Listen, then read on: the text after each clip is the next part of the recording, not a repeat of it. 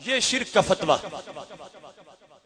جھوٹا ہے اور جرم ہے، اور یہ جرم ہمارے نبی علیہ السلام نے دیکھا اور اس کو بیان کیا۔ آپ سوچتے ہوں گے اتنے فتوے لگتے ہیں روزانہ مگر پھر بھی ہماری صحت کو کوئی فرق نہیں، اس کا سبب کیا ہے؟ سبب یہ ہے کہ ہمارے نبی علیہ السلام سارے فتووں کے تیروں کا رخ اپنی رحمت سے موڑ گئے ہیں۔ میرے محبوب علیہ السلام نے باقاعدہ اس فتنے کا ذکر کیا تھا اور ذکر کر کے اس کو بیان کیا تھا۔ اب میرے پاس یہ ہے تفسیر ابن کثیر، اس کے اندر جلد نمبر 2 صفحہ نمبر 276 پر یہ حدیث شریف موجود ہے۔ سید عالم نور مجسم شفیع معظم صلی اللہ علیہ وسلم نے یہ دیکھا تھا اور اس کو اپنے صحابہ کے سامنے بیان کیا تھا۔ صحیح ابن حبان جلد نمبر 1 صفحہ نمبر 108 ابن حبان، اس کے اندر بھی حدیث شریف موجود ہے اور سند اس کی اتنی عظیم ہے۔ ابن کثیر نے کہا ھذا اسناد جید، اور امام احمد بن حنبل جیسے لوگ اور یحییٰ بن معین جیسے لوگ اس کی صحت کو بیان کر رہے ہیں۔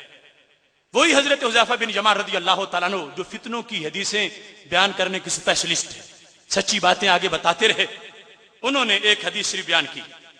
حضرت حذیفہ بن یمان رضی اللہ تعالیٰ عنہ کہتے ہیں کہ رسول اللہ صلی اللہ علیہ وسلم نے یہ ارشاد فرمایا، یہ ابن حبان صحیح ابن حبان کی وہ تمہارے سامنے صفحہ نمبر 108 جلد نمبر 1، اس کے اندر یہ حدیث شریف موجود ہے، اور ادھر ابن کثیر اس کے علاوہ 9-10 اس کے ماخذ موجود ہیں اور سند بالکل کلیئر ہے۔ اور سوچنا تم نے ہے خود کہ یہ کون لوگ ہیں جن کا ذکر ہو رہا ہے۔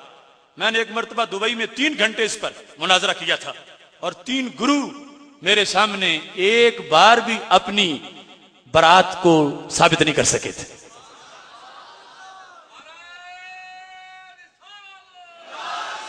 جامع مسجد سفیان ثوری میں وہاں اس حقیقت کو واضح کیا گیا۔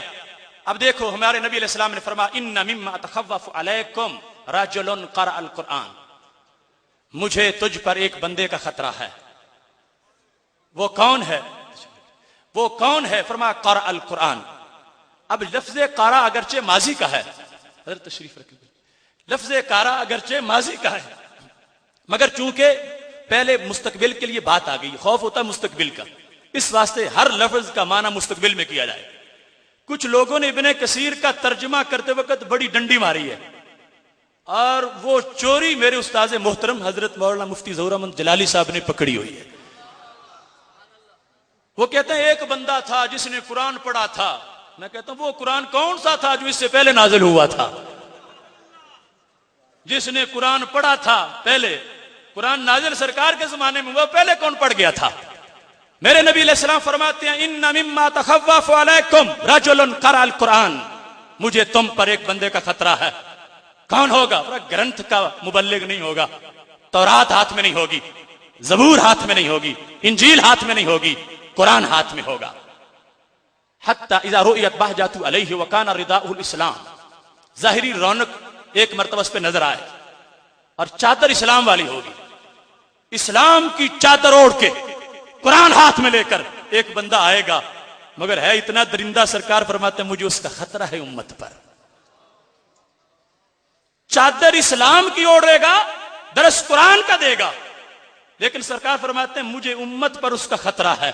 تو پتہ چلا کچھ ایسے ہیں ہاتھ میں قرآن لے کر اسلام کا لبادہ اوڑھ کر پھر بھی نوکری شیطان کی دے رہے ہوتے ہیں۔ سنو حدیث کے الفاظ، یا تراہ الی ما شاء اللہ، اللہ اسے لے جائے گا جدھر چاہے گا، فانسلخ منہ، وہ اپنی اس کھال سے نکل آئے گا باہر جو اسلام والی اوپر اوڑی ہوئی ہوگی، ونبذ وراء ظہرہ، قرآن کو پیٹھ پیچھے پھینک دے گا۔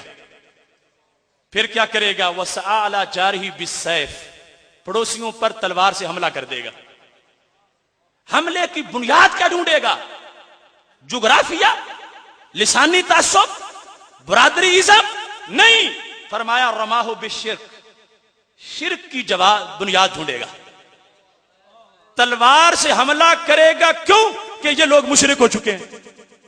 معاذ اللہ، حملے کا جواز شرک کو بنائے گا کہ چونکہ یہ مشرک ہو گئے لہذا ان کو مار دیں، ان کی بیویاں چھین لیں، جیسے انہوں نے اپنی کتابوں میں لکھا ہوا ہے، کوئی حرج ہی نہیں۔ یہ لوگ مشرک ہو چکے ہیں. میرے نبی علیہ الصلوۃ والسلام فرماتے ہیں سآل جاری بالسیف ورماہ بالشرک، شرک کا فتویٰ لگا کے قتل کرے گا لوگوں کو، توحید کا علمبردار بن کر کہ میں مار رہا ہوں لوگوں کو اس واسطے کہ میں توحید کا علمبردار ہوں، اور یہ مسلمان جو ہے یہ مشرک ہو چکے ہیں معاذ اللہ. جب میرے نبی علیہ السلام نے یہ پوچھا تو چونکہ حذیفہ بن یمان نے حضرت سلا جیسے لوگوں کو جواب دینا ہوتا تھا کہ بعد میں مجھ سے پوچھیں گے، میں پہلے سرکار سے تو پوچھ لوں. تو میرے نبی علیہ الصلوۃ والسلام سے پوچھا یا نبی اللہ ایہما اولا بالشرک. جس زمانے کی غیب کی خبر محبوب آپ نے ہمیں دی، دو پارٹیاں ہوں گی. ایک ہوں گے قرآن ہاتھ میں لے کر دین کا لبادہ اوڑھ کر شرک کے تیر مارنے والے، اور دوسرے ہوں گے مظلوم شرک کے تیر کھانے والے. ان میں سے اس غلطی کا مستحق کون ہوگا؟ کون ہوگا مجرم؟ کون ہوگا مکار؟ کون ہوگا جھوٹا؟ کس کا ظلم، کس کا جرم ہوگا؟ محبوب تمہاری نگاہوں کے سامنے سب کچھ ہے تو بتا دو، تاکہ اگر مظلوم تیر کھائیں کم از کم تمہارے جملوں سے آرام تو پا جائیں. ایہما اولا بالشرک، دونوں میں سے اولا بالشرک کون ہوگا؟ کون ہوگا جو اس کا سینہ دین سے خالی ہو چکا ہوگا؟ تیر مارنے والا یا تیر کھانے والا؟ جواب سننا، میرے نبی علیہ السلام کی زبان بولی قال بل الرامی، بل الرامی، سارے بولو بل الرامی. فرمایا وہی جس نے ہاتھ میں قرآن پکڑا، اسلام کا لبادہ اوڑھا، پھر شرک کو بیس بنا کے قریبیوں پہ تلوار سے حملہ کیا. میرے نبی علیہ السلام فرما رہے ہیں شرک کے تین کھانے والے مجرم نہیں، مارنے والا مجرم ہوگا. جواب دے کوئی اس کا.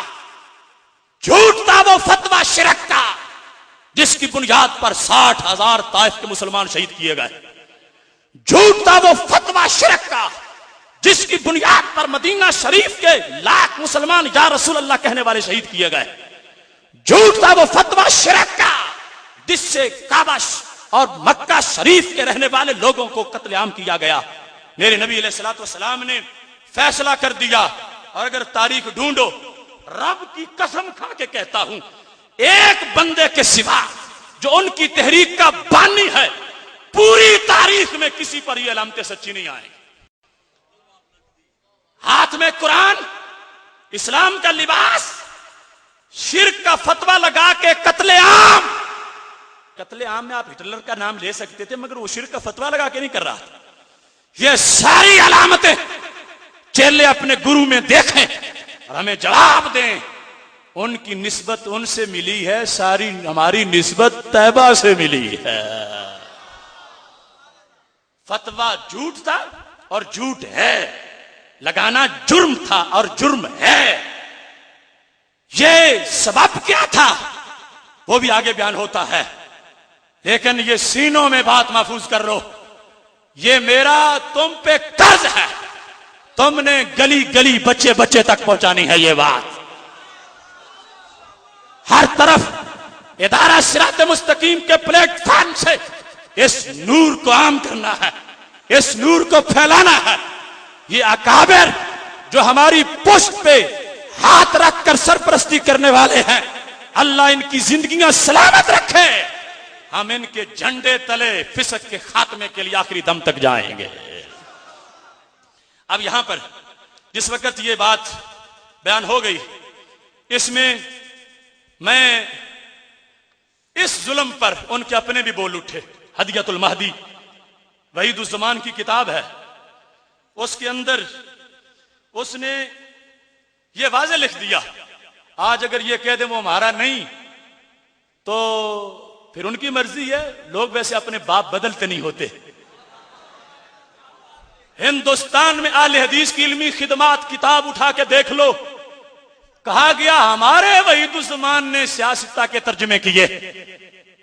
جب ترجمے کر کے فخر کرنے کی بات ہو پھر تو ان کا ہو، اور جب انہیں رینچ ڈال کے مروڑے پھر کسی اور کا بن جائے. ایسا نہیں ہو سکتا. یاد رکھیں حقیقت پر ان الکذوب قد یصدق بڑا جھوٹا بھی کبھی سچ بول جاتا ہے. یہ ہدیۃ المہدی میرے ہاتھ میں موجود ہے. اس کے اندر رونا آ گیا وحید الزمان کو اور اس نے یہ بات لکھ دی. یہ صفحہ نمبر 26 ہے. شدد بعض اخواننا من المتاخرین، کہتا ہے ہمارے کچھ متاخرین لوگوں نے شدت کی ہے فی امر شرک کے مسئلے میں. کیا شدت کی ہے؟